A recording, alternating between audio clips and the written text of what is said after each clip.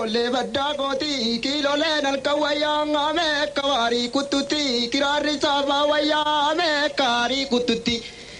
nate mucha kilo lenge yo beri kate wayanga nar me ko soreti me ngalaka koreti tinam nuka joreti ya jolle badda kenya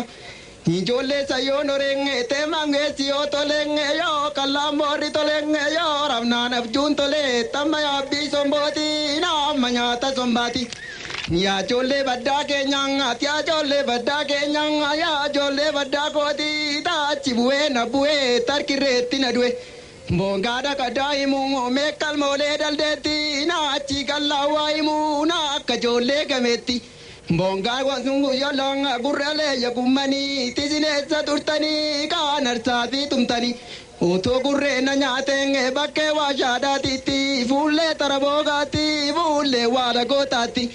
ya jolle badda kenya tia jolle sayokoti tia jolle badda koti narfaza kotamalenge birama laramatu kerumano ramalenge niti funa manyatu yar me koti azoreti mengalaka koreti menam nuka joreti ki ajolle badda kenya insotallo ti ajollenge bozon ungara gavanga boyen kalada gavanga gavadiram bekani ma fangera salava luce ko babaku ya babaku baisa arakoni ranadi sanga ya jolle badda kenya nachibuwe nabuwe tarkireti nadwe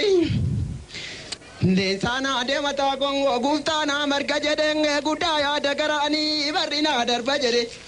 sotallo ti ajollenge tachino ti ajollisenge talo venga dove kanga washa godati ti bulle tarapotati nangurgure vrada gongo bulle godati goda kichesanati nangurgure vrada ko malkanyara mayoti vanjo utti barki ti ajolle badda kenya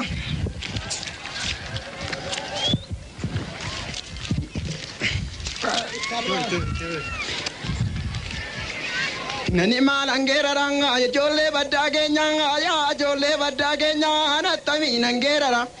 ya jolle badda kenya gubrade na bultama na burgoda na nofte ni sengo da na nofte wambasa javaje tenge ya jolle badda koti kana miti borri kongo kanimbo betumevi kanimbo betumevi kanimbo edwevi bala simba limbutu yo bala garbu male ya jolle romo goti ya jolle dalle goti